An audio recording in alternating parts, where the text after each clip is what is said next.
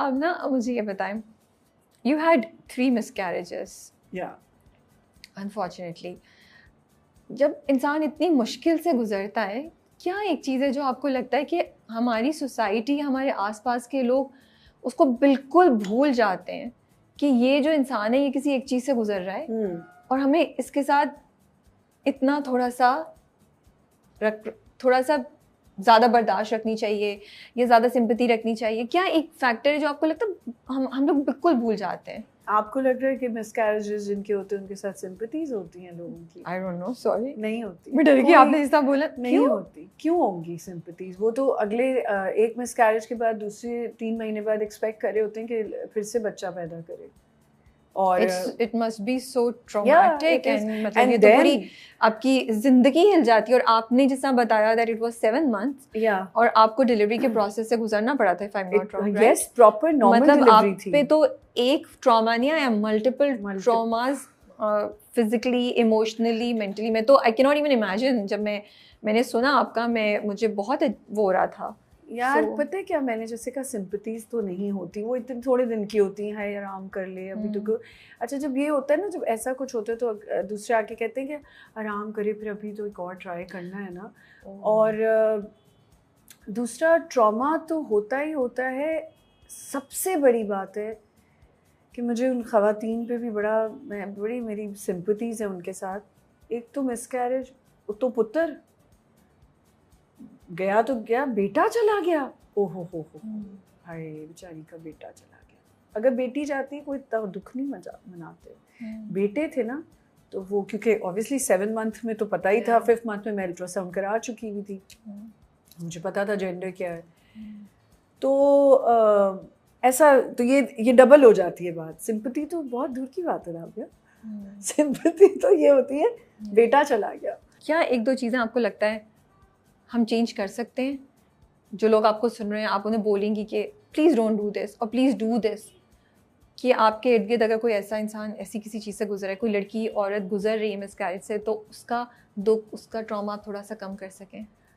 उसका यही दुख मैं कम कर सकती हूँ कि वो देखो, जो जिस चीज़ से गुजर रहा होता है ना वही जानता है। ऑब्वियसली अगर लूजिंग अ चाइल्ड बहुत ह्यूज लॉस, और अगर वो गुजर रहा है तो मैं अपने एक्सपीरियंस से बता रही हूँ कि अपनी सेहत को पहले देखें, अपने आप को देखें। अगर if your husband is nice to you and वो आपको प्रेशराइज नहीं कर रहा, तो किसी और के प्रेशर में आने की ज़रूरत नहीं। ये जब बच्चे पैदा हो जाते हैं ना, तो यही आप जब कहें ना किसी को मेरा बच्चा थोड़ी देर के लिए संभाल लो, तो कोई संभालने भी नहीं आता।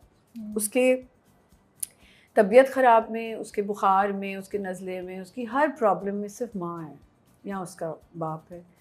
तो प्रेशर लेने की ज़रूरत नहीं है। अगर अल्लाह की तरफ से कोई चीज़ डिले हो रही है तो मेरा ख्याल है वो अल्लाह पे छोड़ देनी चाहिए।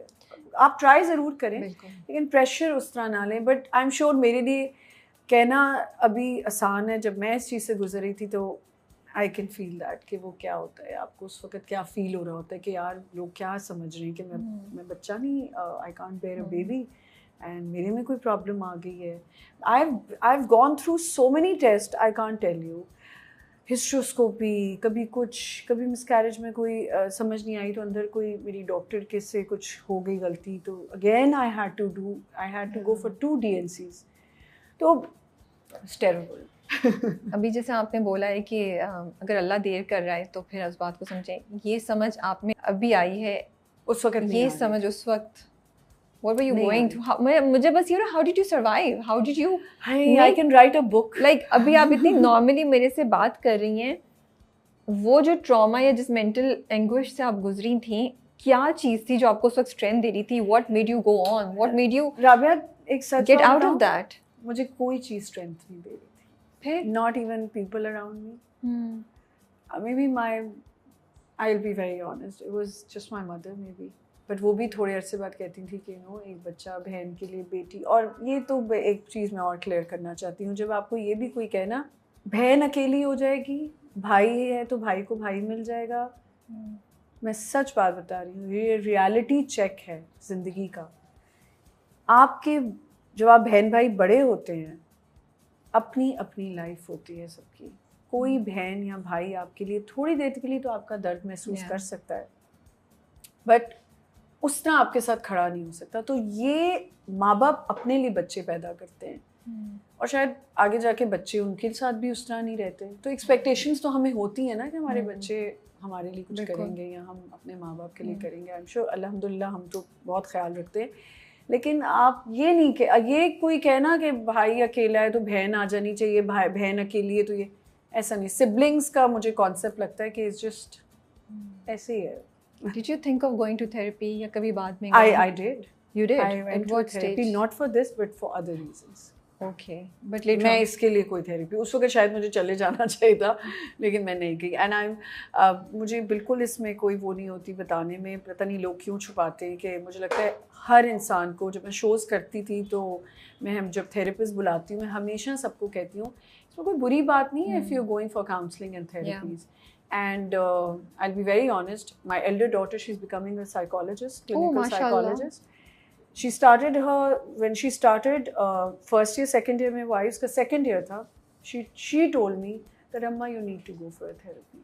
Okay. This is high time now that you must go for therapy. वो तो अभी भी कहती है, I think अभी भी बहुत sessions लेने हैं आपको, लेकिन I felt really good about taking 2-3 sessions क्योंकि मुझे लगा कि मेरी बहुत सी चीज़ें थी जो नहीं सही अंदर वो कहीं स्टक थी हाँ। और वो बाहर नहीं आ रही थी। सो और 2020 एक टाइम था मेरी ज़िंदगी का बहुत ही बुरा। अगर ये इंटरव्यू मेरा कोई देखेगा तो जिन लोगों की वजह से था, 2020 कोविड के दौरान आई थिंक वो टाइम था कि मैं बिल्कुल ब्रेक हो चुकी थी और I ended up going to a therapist. And it helped you? It helped me a lot. उसमें भी मुझे 1-2 साल लगे। अभी भी कभी मुझे फील होता है तो I speak to her, मेरी जो थेरेपिस्ट है, बट वो she tells me कि मैं बहुत चेंज देख लिया तुमने। और कोई थेरेपी पे जाने वाला बंदा साइको नहीं होता, पागल नहीं होता। एक तो जो हम स्टिग्माइज करते हैं ना कि स्टिग्मा दे देते हैं कि ये साइको हो गया है, तुम पागलों वाली बातें करी हो। किसी को पागल साइको कहना 10 दफ़ा सोचना चाहिए आपको कि आप क्या बोल रहे हैं किसी को। स्पेसिफिकली क्या इशू था जिसके लिए आप थेरेपी के लिए गई और किस तरीके से थेरेपी ने उस पे आपको हेल्प की एंड यू रिकवर्ड? उस इशू बड़ा something from the industry this okay I don't want to name. नहीं ऑफ कोर्स हम वो ये नहीं लाइक डिप्रेशन हो गई थी, एंजाइटी हो गई थी, समथिंग सेल्फ कंट्रोल। एक पर्टिकुलर इंसिडेंट था and it was too bad for me. And मुझे समझ नहीं आती थी कि मैं क्या करूं। लाइक आप अपने आप को क्वेश्चन कर रही थी? मैं इतना क्वेश्चन करने लग गई थी और मैं इतनी ज़्यादा हो गई थी कि मैं नमाज़ पढ़ती थी तो मैं बस रोती रहती थी। मैं छत पे जाके रोती रहती थी अकेले बैठ के और मेरे दिल से बहुत अजीब अजीब बातें मुझे जो मैं हर्ट फील करती थी। लेकिन आपकी जो बात है ना, ये आई थिंक ये बड़ी रिलेटेबल होगी कि मैं हर वक्त रो रही थी, मैं हर्ट फील कर रही थी, परेशान होती थी। मैं इंस्टाग्राम खोलना बंद कर दिया था। मैं सामने देखती थी मुझे ऐसे जैसे कोई मुझे टीज करने के लिए जानबूझ के कुछ हो रहा है। तो मैंने वो 2020 बार बार कह रही हूँ याद हो, सो ये I think it was October and वो चला काफ़ी अरसे।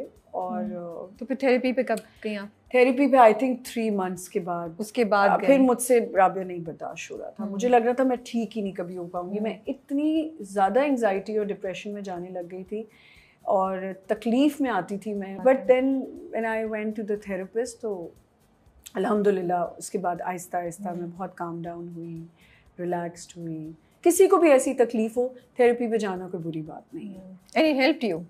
इट हेल्प्ड यू या। आपने मेंशन किया कि आपके इन लॉज की तरफ से काफ़ी प्रेशर था बेटे का नहीं, मैं ये नहीं कहूँगी बेटे का प्रेशर था, but yes her in laws को होता है कि यार हमारे बेटे का एक बेटा हो। बट यू आल्सो सेड कि आपके हस्बैंड बहुत सपोर्टिव थे। उन्होंने कभी आप पे वो नहीं करा? Not at all. जमा तकसीम में भी कुछ इसी तरह की चीजें हम देख रहे होते हैं।